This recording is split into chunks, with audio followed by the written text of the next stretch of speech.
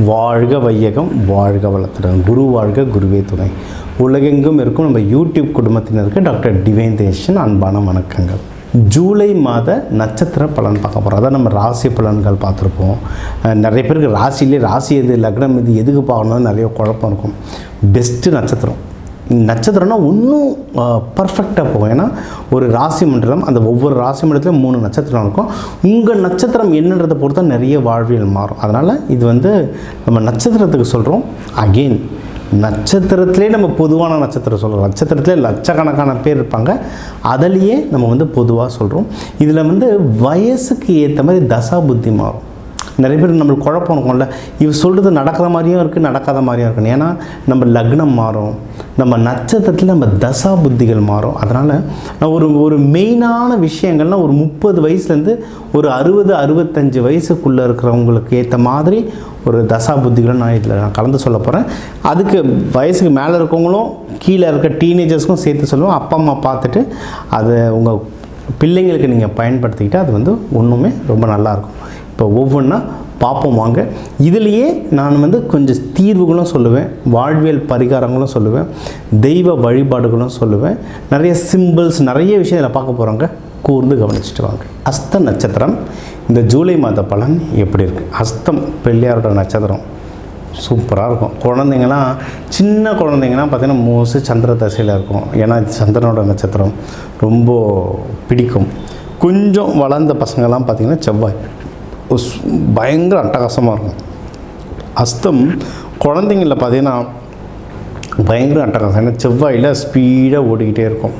இந்த பசங்க கொஞ்சம் வளர நீங்கள் 20ஸ்லாம் பார்த்திங்கன்னா 20 வயசில் இருக்கிற பசங்க ஜென்சி 2K கிட்ஸ்லாம் பார்த்திங்கன்னா ஃபுல்லாக ராகு தசை, கொஞ்சம் டஃப்பான டைமில் இருப்பாங்க. எனக்கு ஜென்சி எத்தனை பேர் இதை பார்க்குறாங்கன்னு தெரியல, ஆனால் நிறைய ஃபோன் கால் வருது. ஜென்சி மோஸ்ட்லி ராகு தசையில் இருப்பாங்க. ஃபோன் பண்ணால் சார் ஒரு டஃப்பான டைமில் இருக்கேன் சார் அப்படின்வாங்க. சரிங்களா? அடுத்து நீங்கள் ஒன்றும் இல்லை, அடுத்து ஒரு 30 வயசுலலாம் நீங்கள் பார்த்தீங்கன்னா 30-40 ஸ்டார்டிங்லலாம் பார்த்தீங்கன்னா குரு தசையில் வந்துடுவீங்க. குரு தசைன்றது உங்களுக்கு எல்லாரும் ஒரு மதிக்கத்தக்க வாழ்க்கை நீங்கள் வாழ்வீங்க. ஏன்னா இது பிள்ளையாரோட நட்சத்திரங்க. எந்த கடவுள் எந்த பூஜை, சிவனுக்கே பூஜை பண்ணாலும் முதல்ல பிள்ளையாரை பிடிச்சிட்டு தான் பூஜை பண்ணணும். அந்த மாதிரி ஒரு இம்பார்ட்டன்ஸ் இருக்கிற ஒரு நட்சத்திரம் தான் இந்த ஹஸ்த நட்சத்திரம். உங்களுக்கு என்னென்னா இப்போ சனி பகவான் 7ஆம் பார்வையாக பார்க்குறதுனால கொஞ்சம் டைம் டஃப்பாக இருக்கும். அதுவும் இதில் ஒரு 50 வயசில் இருக்கவங்களுக்குலாம் சனி தசை வேறு போகும். சனி தசை போகும்போது சனி பகவான் 7ஆம் பார்வையாக பார்க்குறதுலாம் உரிச்சு எடுத்துகிட்ருக்கோம். அந்த டைம் இப்போ கொஞ்சம் டஃப்பாக இருக்கும். சரி, இப்போ இதில் ஒரு நல்ல விஷயம், ரொம்ப நல்ல விஷயம் என்னென்னா, இது புதன் ஆதிக்கம்.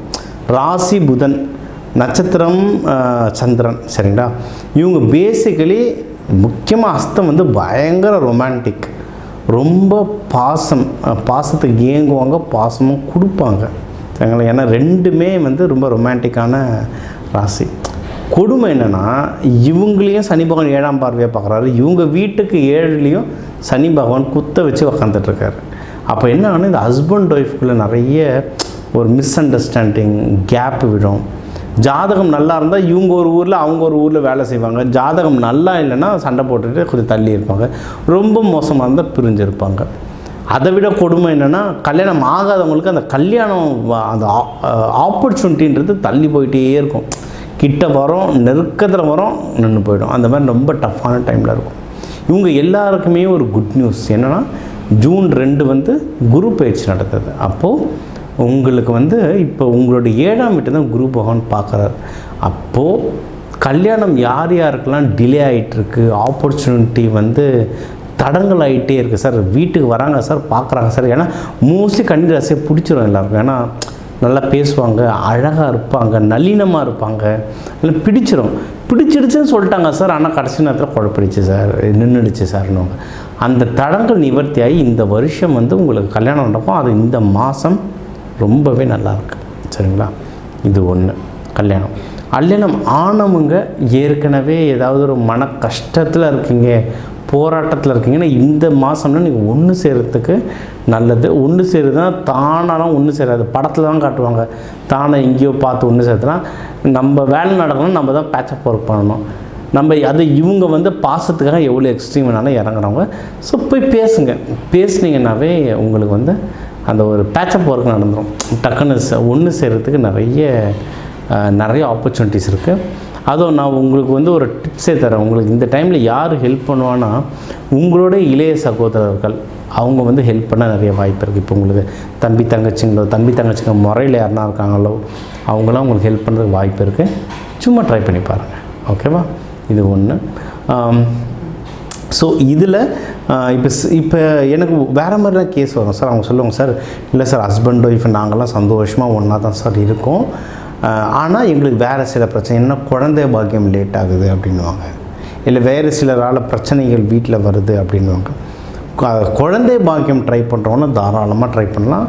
சூப்பராக இருக்குது டைம். குழந்தை பாக்கியத்துக்கு டைம் ரொம்ப நல்லாயிருக்கு. தாராளமாக ட்ரை பண்ணலாம்.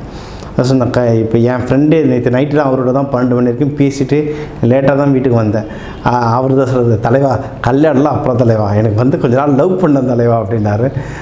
ஏன்னா இவங்க வந்து ராசி வந்து புதன் ராசி, நட்சத்திரம் வந்து சந்திரன்றதுனால அவங்களுக்கு அந்த லவ் மேலே ரொம்ப இன்ட்ரெஸ்ட் இருக்குது. அதான் அவர் வேறு சினிமா ஃபீல்டு வேறு, மீடியா ஃபீல்டு. எனக்கு அது கொஞ்சம் 2 வருஷம் லவ் பண்ணிட்டு அப்புறம் தான் நான் கல்யாணம் பண்ணுவேன் அப்படின்னு ஒரு குறிக்கோளோட இருக்கார் மனுஷன்.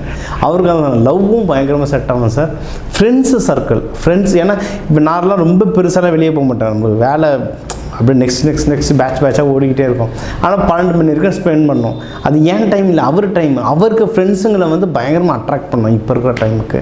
ஸோ அதுவும் தானாக நடக்கும். உங்களுக்கு ஃப்ரெண்ட்ஸு சேருவாங்க, லவ் செட் ஆகுனா லவ் சேருவாங்க. அன்பு பேசிக்கலி உங்களை சுற்றி ஃபேமிலியிலேயே அன்பு நல்லா சேரும்.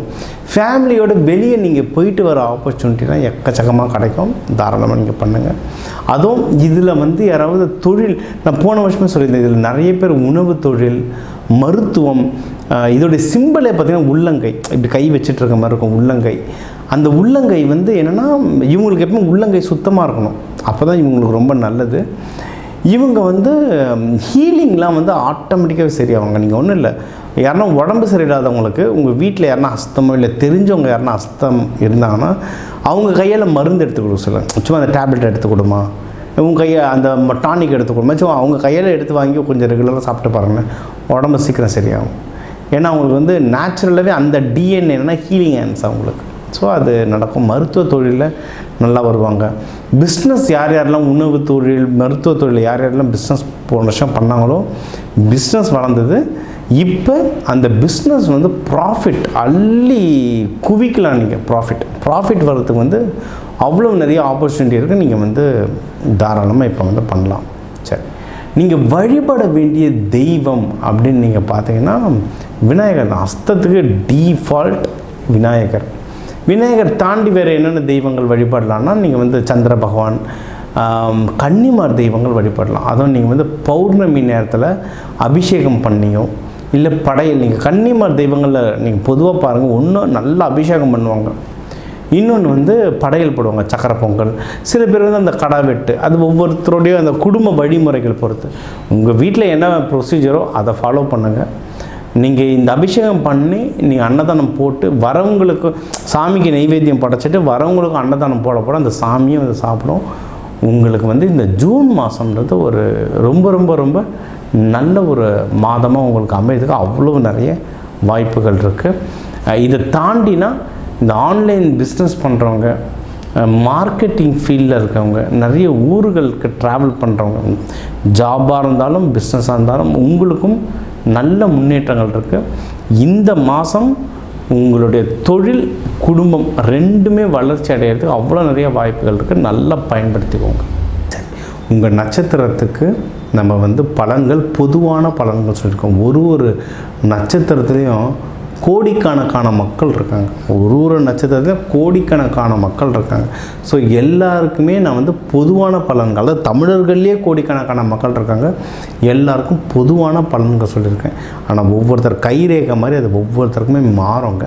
உங்களுக்கு இது நான் சொல்கிறது சரி நல்ல மேட்ச் ஆகுது, பட் எனக்கு ஒன்றும் முக்கியமான டீட்டெயில்ஸ் வேணும், ஒன்றும் டீப்பாக வேணும், இல்லை எனக்கு ஒரு சில நல்ல விஷயங்கள் நடக்க போது உங்கள்கிட்ட ஜாதகம் பார்க்கணும், இல்லை ஒரு சில கெட்ட விஷயங்கள் நடக்கிற மாதிரி இருக்குது, பயமாக இருக்குது, ஒரு பரிகாரம் சொல்லுங்கள், அந்த மாதிரினா நீங்கள் வந்து தாராளமாக நம்பருக்கு கால் பண்ணலாம்.